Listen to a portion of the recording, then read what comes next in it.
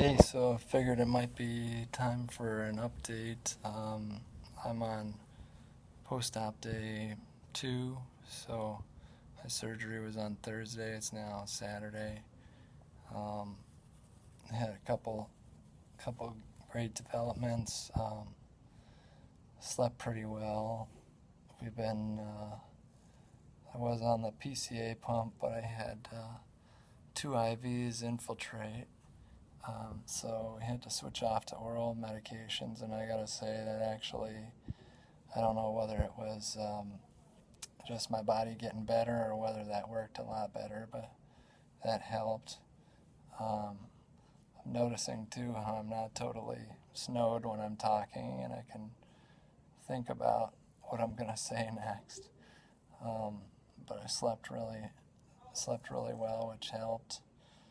Um, kind of had the usual weekend staffing where in the hospital where things are just a little bit light, which is actually really good because I had to challenge myself to do a lot more for myself, including getting up and using the bathroom. And then um, the first time this morning, I got up and walked around the unit and sat up in a chair and figured I'd hammer out a couple other things like I shaved and then got up and down to the bathroom.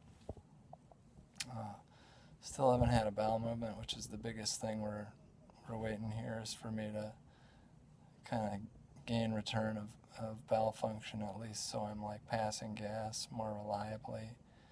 But we're going to advance my diet here. Other than that, things are feeling really good. I noticed kind of the more I push myself, the better my back is feeling, which is kind of counterintuitive. One of the biggest things I've noticed is that you really have to find a balance between controlling your pain so you're not in so much pain you can't do stuff, but also kind of limiting your pain meds so you're not too sleepy that you can't do stuff. Past couple of times I've been up in a chair to sit up, I was literally just falling asleep and almost kind of like drooling on myself. And I've noticed that the more we kind of cut back on pain medicines, the more I can balance being a little more uncomfortable but being able to do way more stuff. So today I walked for the first time without the walker, and we did some laps and then worked on some steps, and I actually got into my shoes, which is really helpful. It's the first time I've been able to walk barefoot without noticing that my back just hurts a ton anytime my heels even come close to heel striking. But with the shoes on, it feels really, really good. Sitting down and getting up is still a challenge, but we're working on that, and it's feeling better every day.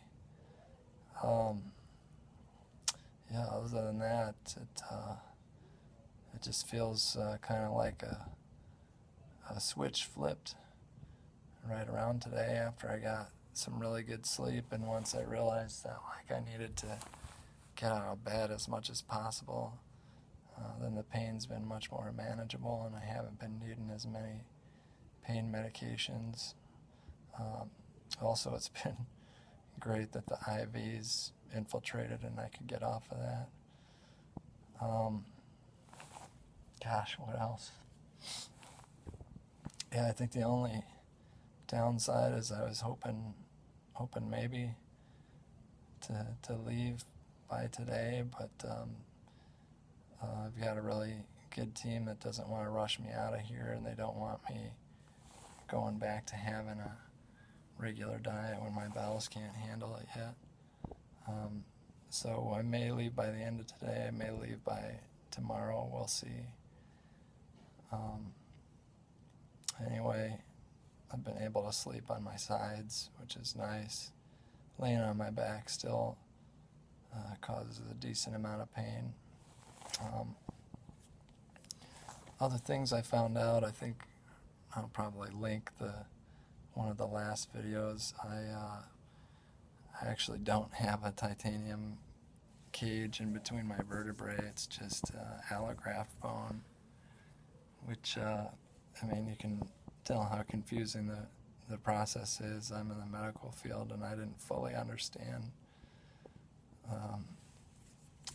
the hardware and what was used, and but essentially that kind of, I never could quite do the math. We had talked about 30% of people will develop, this is an estimate, 30% of people will develop a symptomatic adjacent segment degeneration for those who are instrumented.